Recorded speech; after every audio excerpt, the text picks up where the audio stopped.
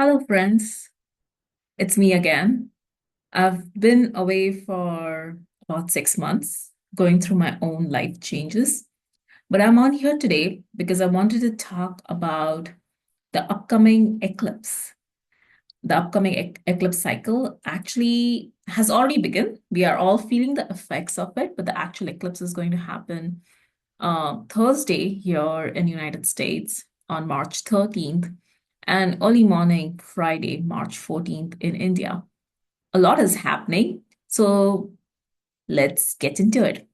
I'm going to actually share my screen so y'all can also look at what I'm looking at and understand how I'm drawing my interpretations. So the eclipse that I'm talking about is actually one of the first that is going to happen in the Leo Aquarius axis. And here we have the moon being eclipsed by the south node of the moon, Ketu. So as we know, Rahu and Ketu, they have been in this Pisces Virgo axis. So while Ketu is in Virgo, how is it eclipsing the moon that is in Leo? If you look at these lines of these zodiac signs, they are actually imaginary lines, right? We put these lines up. But in reality, if you look at the section, the nakshatra or the star space that makes up this area, it is made up, the bridge between Leo and Virgo is actually the star space of, or the nakshatra of Uttara Phalguni. So you can actually visibly see Uttara Phalguni as a group of constellation of stars in the sky. And the eclipse is happening in this constellation. And this nakshatra, I don't like to use the word constellation, but in this nakshatra, it's a star space, it's a space occupied by stars. And moon, even though it's in Leo, is actually being eclipsed by Ketu. For a lunar eclipse, you need the sun and the moon opposite each other, which is what we have here. So the moon is in Leo, the sun is in Aquarius. They are both polarizing different, really two opposite concepts in our life, two opposite energies in our life. If you look at Aquarius, where Sun is, Sun and Saturn are very close together within a degree of each other in Aquarius. And the sign of Aquarius is very humanitarian in nature. It as soon as Sun went in Aquarius, which is about a month ago, uh, with Saturn being there, there was this whole emphasis on the society as a whole. Now, Sun is that aspect of us that is the most individualistic, right? It's about individual power. It's about reigning in your own power, whereas Saturn is the planet that is driven by the masses and wants to, instead of thinking individual, wants to think about everybody else in society at large. These are really very opposite intentions of these two planets. And you can see the sign of Aquarius, which is ruled by Saturn. And Sun being in Aquarius, it's with the ruler, is pushed to, you know, abide by Saturn's rules. So to say, it's like me going to my friend's house. So if I'm going to my friend's house, or my mom coming to my house, she has to somehow, even though she has authority over me, somehow accommodate what my inclinations and intentions are. And so we have been seeing these themes of power and authority and society at large and bigger themes, bigger humanitarian themes that which brings in morality, which brings in justice and fairness, and all these becoming mushed together and being and struggling with these themes struggling with each other. So that's what Sun is leading with. And then you have the moon that has just come into Leo. This happens in US on the 13th of March. And Leo is again a sign ruled by the sun. So the ruler of Leo is directly opposite its place where it feels the most comfortable. And Leo is driven by, again, the kingdom, the maintaining power and maintaining authority in the kingdom, right? So people wanting to have authority over others, dominance over others. And that dominance comes from a place of wanting to feel your own power. That's what Leo is mainly driven by. But the nakshatras in Leo, they actually show the evolution of how an authority figure, whether it's your manager at work, whether it is the leading officials in the government, whether it is a spiritual teacher or guru that's a head of an organization, whether it's your own teachers or parents who have authority figures and who are the authority figures in life, they go through this evolution process through the nakshatras that reside in this star space, right? So Leo, the area of the sky that we call Leo is actually composed of about 2.5 stars or nakshatras of Magha, wherein you reign in your power and you are the born king. So you have tendencies to come into authority positions automatically, right? That's like the lineage is passed down from um past the kingship is passed down or the authority is passed down through something called as nepotism, right? Or passed down through not a democratic process. And then you have the nakshatra of Purva Phalguni, where you enjoy the power. And after that comes the nakshatra of Uttar Phalguni, where moon is being eclipsed, which is, yes, I have all this power, but how do I take this power and really actually make use of this power to structure and organize my kingdom? And I'm using the word kingdom in a very broad sense. It's not really, it's not, try to imagine what a kingdom would be like. It could be your country, it could be your job or your organization you work for, it could be your family unit, but it is those places where you feel responsible towards, right? And Uttar Falguni is where power gets organized so that the king or the authority figure can actually govern, can actually carry out its civic duties. So, Moon being here and being eclipsed by Ketu from Virgo, this whole theme of what is power, how do we share it with people, how do we organize it so that we do not dominate or have power over others, rather, we share power and we organize in a way that helps people move forward in life rather than create a dynamic where one is oppressed by the other. Those themes become really, really active.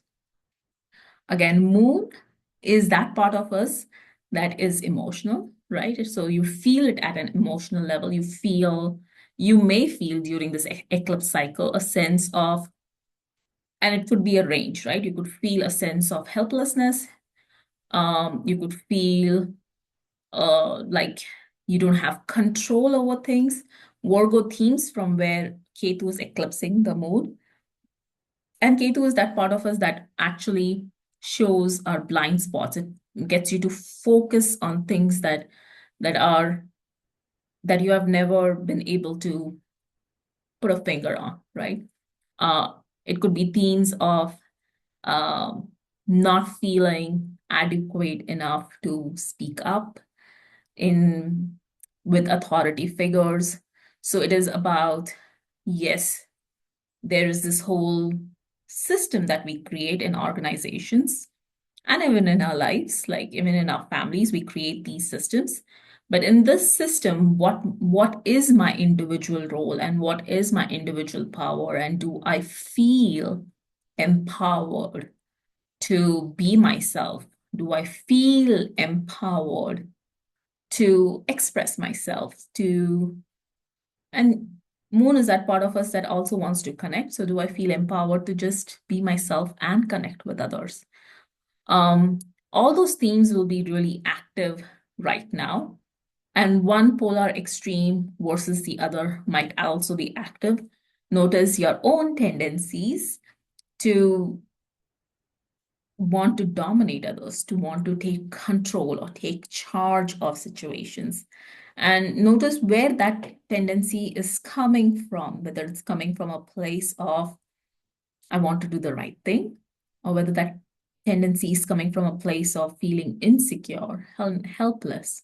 All those themes will start to clarify if you are focused within instead of being focused outwards. It can be a time where you may feel like running around like a chicken without a head, or it can be a time where you can really focus your energies and understand how do you organize within yourself, because that power of that moon and that Uttar Phalguni nakshatra going from Leo to Virgo, going from Leo to Virgo, is about organizing your inner self so that you can actually feel empowered. And it can be simple things, right? How do you organize yourself? You can organize yourself by having daily routines, by sticking to daily routines and having consistency. There can be a lot of mental chatter, right? And how do you take care of that mental chatter? It's like trying to focus your mind onto something that is transcendent, which is the universe, right? Which is what is transcendent is something that's not your body. Your body is perishable. Anything your mind and body is attached to is perishable.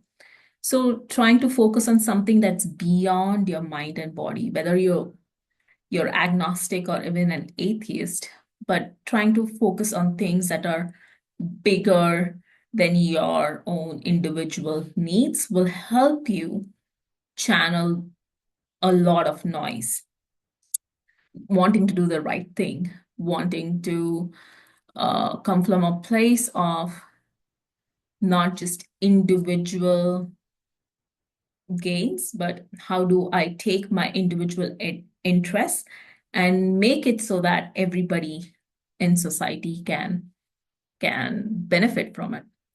Soon after this, as soon as this happens, and use this chance because things are going to change pretty quickly after this, including the nodes, they're going to shift signs after a year and a half. So use this chance to really organize yourself from within so that you can actually feel empowered rather than feel insecure and like you don't have control in life. Because right after this, we will have, and I'm going to show this, we'll have the sun move into Pisces, and eclipses happen as a cycle. So you'll have a solar and a lunar eclipse happen within 2 weeks of each other. Whether we can see it from our part of the world or not, they happen back to back, and they happen twice a year. So you get 4 eclipses a year, for those who didn't know about this. Soon after that, on 28th of March, and I'm going to go to 28th of March, you're going to have the solar eclipse where the moon joins the sun and Rahu eclipses the sun, right? And in the solar eclipse, now the solar eclipse is actually going to happen in Pisces, and this will be the last eclipse in the Pisces Virgo axis, where you have, right before the solar eclipse, you have organized yourself. You have organized yourself in a way where you feel powerful, and then it's a time to surrender. And a lot of people really don't know how to surrender. Sometimes I'm also struggling with it, so I'm not preaching anybody, but it's really being able to trust in the greater force of life that is always happening. It happened, life happened before you were here. Life is going to happen after you're going to be here. Life was there on this planet before humanity was there, and life is going to be there after humanity is there. We can't be that arrogant to think that intelligent life on Earth exists because humans exist, right? And that's the power of Pisces. It's to understand, it's symbolized by two fish, right? It's to understand how we are so small in this bigger scheme of things, but we are not insignificant. We are significant enough, right? Um, and to let go. And what are we letting go in Pisces? What are we getting liberated or moksha from? It's the original 12th house of the zodiac. It's the original moksha house of the zodiac. And moksha really means it. English is weird, so it loosely translates to liberation, but it's really letting go and merging. And what are you letting go of? You're letting go of, especially in Pisces, because it's a water sign. Um, you're letting go, and when I think about Pisces as a water sign, I'm really thinking about the cosmic ocean, right? So you're letting go of all your emotions, all your attachments, all your desires, all your all the noise, all everything that keeps you engaged in the world. You're letting go into the cosmic ocean, even your desires. And I say that with a grain of salt, right? Even our desire to have moksha is also a desire. So letting it all go in the big cosmic ocean, knowing that it's constantly churning. So once you let go all your desires, if if it's in alignment with the universal forces, would automatically come true, right? It's a big churn that's already happening. We can't feel it, but it's happening. Entropy is always at play. The randomness or the churn of the universe is always happening. And if you let go, suddenly the pieces will fall into place, right? So it's the contrast of that energy wherein during the lunar eclipse, which is happening in 2 days, we are asked or urged to organize our insights so that we can feel powerful rather than having the need to control something or control other people. We are urged to organize our habits, our routines, our practices, whether it's just coming up with the practice of going for a jog every day or going to the gym every day, or maybe a practice of having your supplements every day, something so simple, but it makes a big difference. Organizing your insights, organizing your daily lives, your own personal lives, so that when the opportunity and then letting go in the cosmic ocean, so that then in the big churn things align and the pieces of the puzzle start to come together without you doing much. The universe is working for you, right? The universe is always working for you, and your life comes together in the biggest unimaginable way. Of course, none of it is easy. It's not easy to let go of control. It's not easy to stop the mental chatter. It's not easy to let go of your own stories. We all are attached to some story of power struggle in our life, whether it's with our loved ones, whether it's with our co-workers, whether it's with our peers or colleagues. We are always attached to this story of power over or power struggle or wanting to show that we also matter. Even that is a power struggle. Letting all of that go and merge. Can we all do it? Absolutely yes. Absolutely yes. We can do it. We need to have a little bit of faith and trust that when we let it go in the big cosmic ocean, everything will fall back in place. It sounds too altruistic. It sounds too good to be true. And that's a challenge. Can you really take up the challenge of letting go of your own inner struggles and waiting for the universe to respond to you? Or are you going to micromanage every single thing so that it creates more resistance rather than flow? An easy way to create flow, and this is a Pisces lesson, is to anchor in devotion. And for a lot of people, devotion is a foreign concept, but really it's not. Devotion is like the most refined form of love. And, you know, you can channel that love into a deity, and you can channel that love into this big cosmic ocean.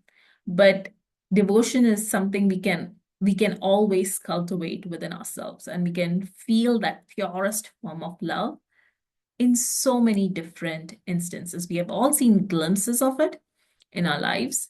We sometimes see the glimpse of this extreme devotion when we are the newborn baby, and the way the baby looks back at us, and that love, the purest form of love that emerges, right? It's like you don't know if you could feel that love ever for anybody else. Your heart breaks open. It's something like that. But channeling that and anchoring that into a higher force is what is going to help through this eclipse cycle. I wish you the very best, and all my love and blessings to each one of you. Have a great eclipse cycle.